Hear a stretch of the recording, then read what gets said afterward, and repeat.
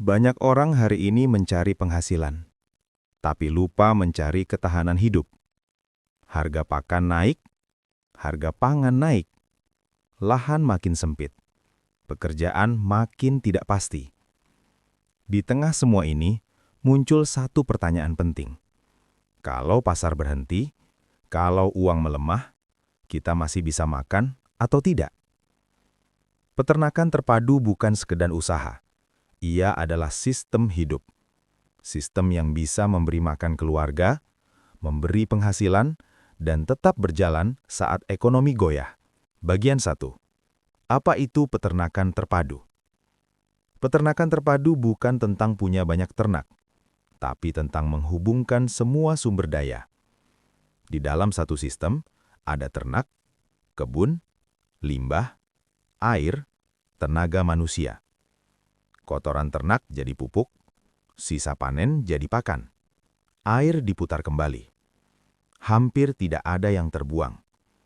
Ini berbeda dengan sistem industri yang bergantung pada pakan pabrik, obat mahal, distribusi jauh. Peternakan terpadu adalah sistem lokal, sederhana, dan bisa dijalankan dari skala kecil. Bagian 2. Mengapa sistem tunggal mudah runtuh? Banyak peternak gagal bukan karena malas, tapi karena sistemnya rapuh. Contohnya, hanya beternak tanpa kebun. Semua pakan beli. Semua hasil harus dijual ke pasar. Ketika harga pakan naik, harga jual turun, pasar sepi, maka usaha langsung berdarah. Sistem tunggal hidup dari satu sumber. Kalau sumber itu terganggu, semuanya ikut jatuh. Peternakan terpadu menyebar resiko.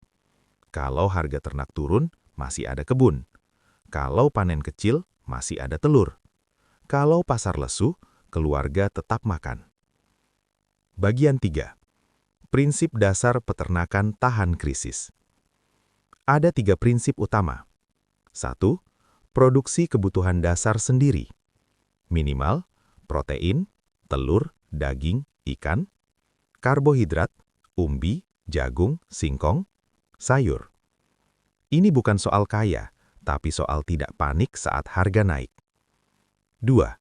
Putaran limbah jadi sumber daya.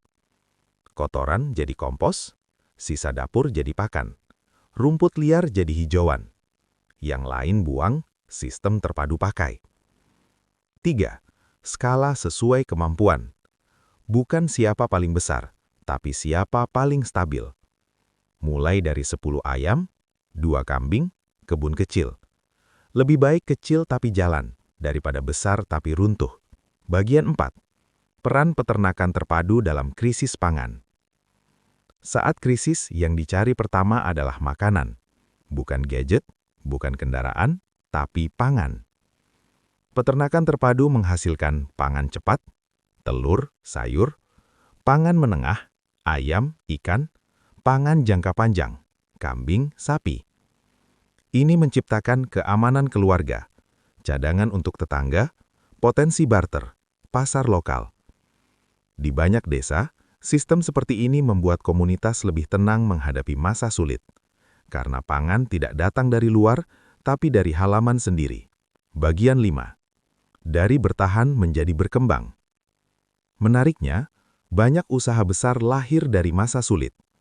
Saat orang lain mengurangi konsumsi, peternakan terpadu justru menambah produksi lokal, menjadi pemasok lingkungan sekitar.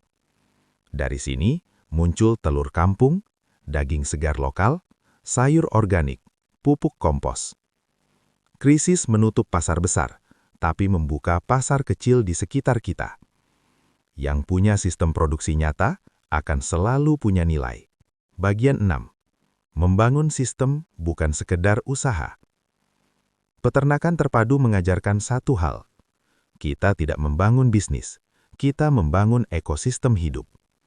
Di dalamnya ada rutinitas, keterampilan, kerja keluarga, hubungan sosial.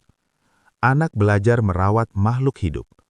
Orang tua punya aktivitas produktif. Tetangga saling tukar hasil. Ini bukan hanya soal ekonomi, tapi soal kualitas hidup. Sistem ini tidak membuat kita kaya cepat, tapi membuat kita kuat lama. closing, pesan penutup. Di masa depan, yang paling berharga bukan yang paling pintar bicara, tapi yang bisa menjaga hidup tetap berjalan. Peternakan terpadu bukan solusi instan, tapi ia adalah pondasi. Pondasi untuk makan, pondasi untuk penghasilan, pondasi untuk ketenangan. Krisis mungkin datang, tapi bagi yang sudah menanam, memelihara, dan membangun sistem, krisis bukan akhir. Ia hanya babak baru dari kehidupan yang lebih mandiri.